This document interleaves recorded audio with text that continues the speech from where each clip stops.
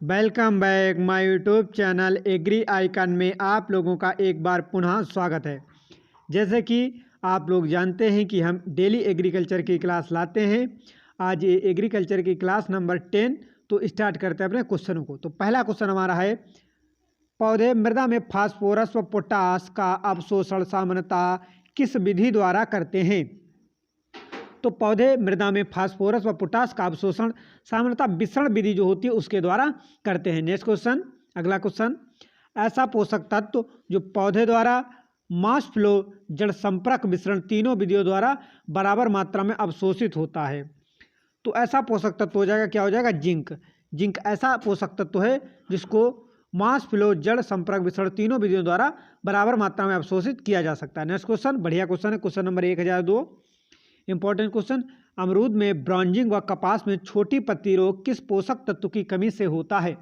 तो अमरूद में ब्रांजिंग व कपास में छोटी पत्ती रोग जिंक की कमी से होता है। किसकी? जिंक की कमी से। नेक्स्ट क्वेश्चन, फफूंद मृदा में किस पीएच पर सर्वाधिक पाई जाती है? यानी जो कवक होता है वह किस पीएच पर मृदा में सर्वाधिक पनपता है या सर्वाधिक होती है? तो वो 5 पीएच मान पर मृदा में फफूंद सबसे अधिक होती है। नेक्स्ट क्वेश्चन, कार्बनिक उर्वरक जिसमें नत्रजन अमाइड के रूप में पाई जाती है। बहुत ही इंपॉर्टेंट क्वेश्चन है कि वह कार्बनिक उर्वरक बताइए कि जिसमें नत्रजन अमाइड के रूप में उपलब्ध हो। तो वो हो जाएगा अपना, क्या हो जाएगा? यूरिया। क्या हो जाएगा? यूरिया। और यूरिया का सूत्र NH2CO NH2 होता है। नेक्स्ट क्वेश्चन, मैथेन गैस निम्न में से किस फसल के खेत से निकलती है? तो मैथेन गैस दलदली वाले स्थानों से या धान के खेत से निकलती है। हमारा अगला क्वेश्चन है, निम्न में कौन सा पादप अस्थायी ग्लानि बिंदु व बोरान के सूचक पौधे के रूप में कार्य करता है? तो यह जाएगा सूरजमुखी का जो पौधा होता है वह अस्थायी ग्लानि बिंदु या बोरान के सूचक पौधे के रूप में होता है। नेक्स्ट क्वेश्चन, कार्बनिक पदार्थ में औसतन कितने % नत्रजन पाई जाती है? यानी जो कार्बनिक पदार्थ होता है उसमें नाइट्रोजन की मात्रा कितने % होती है?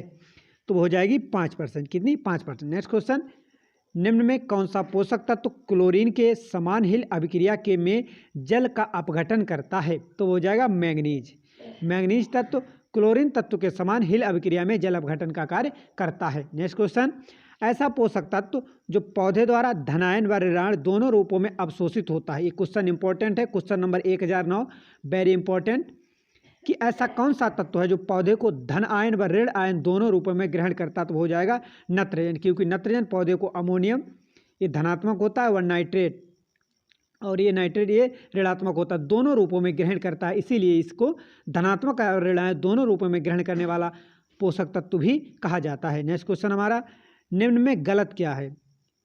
तो जो होता है नत्रजन, ये ग्रेसपैक रोग ये नत्रजन से नहीं लगता है। वहीं फास्फोरस सिकेल लीफ रोग ये लगता है। कैल्शियम बेर रोग, ये जो बेर रोग होता है ये टमाटर में लगता है। और सल्फर चाय में पीलापन, हाँ सल्फर तत्व की कमी से चाय में पीलापन रोग हो जाता है, चाय की पत्तियों का पीलापन रोग हो जाता है। नेक्स्ट क्वेश्चन, क्वेश्चन नंबर 1011, ये भी इंपॉर्टेंट है कि एपेटाइट मृदा में किस पोषक तत्व का प्रमुख स्रोत है? तो ये जाएगा फास्फोरस का। किसका हो जाएगा?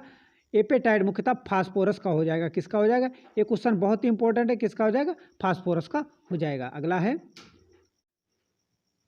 आयरन पायराइड में कितने % सल्फर पाई जाती है? तो आयरन पायराइड में 22 से 24% सल्फर पाई जाती है। कितने %?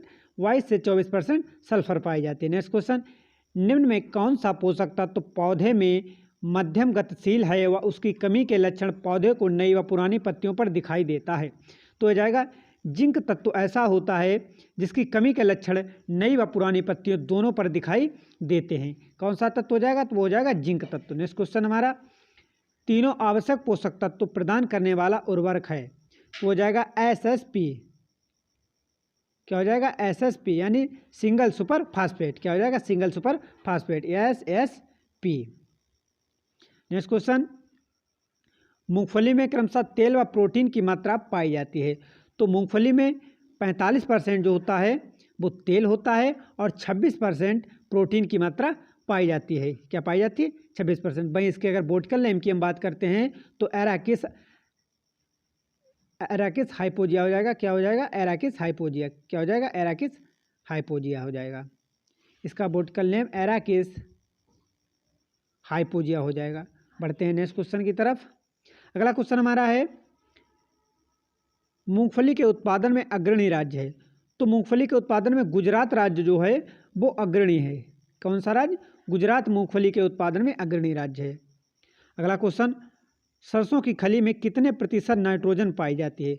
तो सरसों की खली में 5% जो होता है नाइट्रोजन पाई जाती है। इंपॉर्टेंट है कि सरसों की खली में कितने % नाइट्रोजन पाई जाती है? 5%। अगला क्वेश्चन हमारा, सरसों उत्पादन में कौन सा राज्य अग्रणी है? तो राजस्थान राज्य सरसों उत्पादन में अग्रणी है।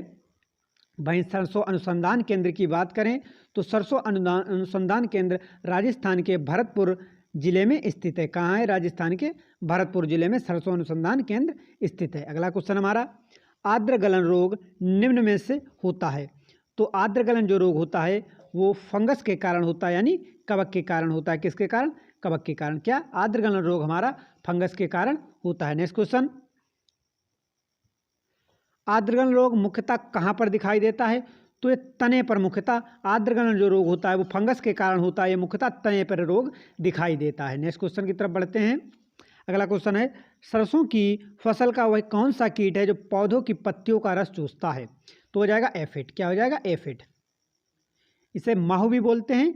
माहू, इसका प्रकोप मुख्यतः दिसंबर से फरवरी माह के बीच में अगर बादलों वाले दिन होंगे तो ये ज़्यादा इसका प्रकोप होगा। वहीं जो सरसों की लेट बुआई होती है उसमें इसका प्रकोप अधिक देखने को मिलता है।